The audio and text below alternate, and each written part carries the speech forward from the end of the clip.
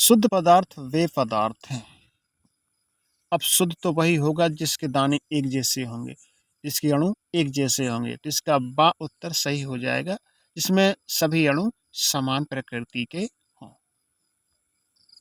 जो इसका उत्तर है ये तो जो खाने में शुद्ध हो, नहीं, शुद्ध पदार्थ वे नहीं कहलाते। सा है जिन्हें छानकर वाष्पित कर पृथक, नहीं, वह शुद्ध ही होते हैं। जो विभिन्न तत्वों का मिश्रण होते हैं ये मिश्रण तत्व कहते हैं। शुद्ध पदार्थ कौन हो गया? तो बा। इसमें सभी अणु समान प्रकृति के हों। अघुलनशील पदार्थ को पृथक करने की विधि।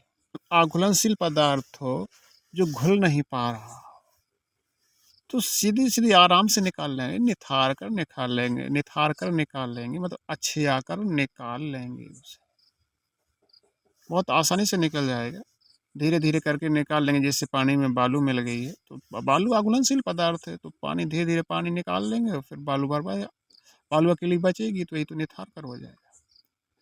पत्तियों द्वारा कायिक प्रवर्धन होता है, तो ये ब्रायोफिल्म में होता है। ब्रायोफिल्म में एक ऐसा पौधा है जिसमें पत्तियों द्वारा दूसरे शिशु पौधे बन जाते हैं।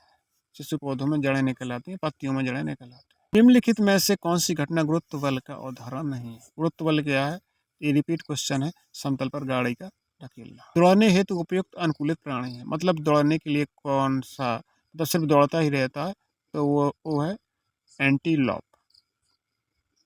चमगादड़ तो उड़ता है। टीरोमेस्ट्रिक्स कौन होता है? टीरोमेस्ट्रिक्स आपने देखा होगा, या तो इसको सांडा बोलते हैं या इसको ग्वाय गोहेरे, बस बड़ी छिपकलियां कहते हैं, सायरन। इसमें बा आंसर सही एंटीलॉप। पत्ती का रूपांतरण है, तो पत्ती का रूपांतरण है पत्र प्रकलिका। सलगकंद, सलगकंद तो आप जानते हैं कि जमीन के नीचे होता है। निम्नलिखित में से उभयचर प्राणी है।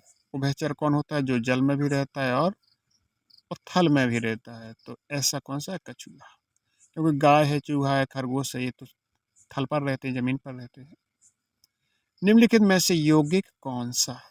यौगिक होता है जब उसमें दो चीजें मिली हों। जल एक यौगिक है, इनमें H2 यानी H दो मिले होते हैं, हाइड्रोजन दो मिले होते हैं, ऑक्सीजन एक मिले होती है। तो जो भिन्न पदार्थ मिले होते हैं तो H2 जल होता है। सोना, चांदी, पीतल ये धातु है। मछली में श्वास लेने के लिए कौन सा अंग पाया जाता है? तो गिल्स पाए जाते हैं। आपने देखा होगा कि गलफड़े होते हैं, पन्नों जैसी रचनाएं होती हैं। एक गज बराबर होता है, तो एक गज किसके बराबर होता है? तो एक गज 3 फुट के बराबर होता है। घुलनशील ठोस पदार्थों को द्रव से पृथक करने की विधि है, तो ये भी रिपीट क्वेश्चन है। तो इसका है 52। पहलवान को उठाने में लगने वाला बल होता है, तो पहलवान उठाएगा तो अपनी मांसपेशियों से उठाएगा ना, मांस का बल लगा के उठाएगा, तो ये पेशी बल होगा। चने के बीज में दो हल्के पीले रंग की रचनाओं का नाम होता है, तो बीज पत्र होता है। मतलब जो देवल होते हैं ना, देवल, दाल के दो भाग, बीच में जो बीज को फोड़ते हैं तो दो भाग निकलते हैं, वो उन्हीं को पूछ रहे हैं, वो क्या, उनका नाम क्या है? वो पीले रंग के होते हैं, उनका नाम क्या है? वो बीज पत्र होते हैं। घड़ी की पेंडुलम की गति का उदाहरण है, तो हम पहले ही बता चुके हैं, दोलन गति है। अपुष्पी पौधा है, अपुष्पी मतलब जिसमें पुष्प नहीं लगते, ये फूलते नहीं है, तो फर्न होता है। ज्योति तीव्रता का मूल मात्रक है, तो जो ज्योति तीव्रता होती है कैंडल से, ज्योति अपन करते हैं ना, जैसी कैंडल होती है।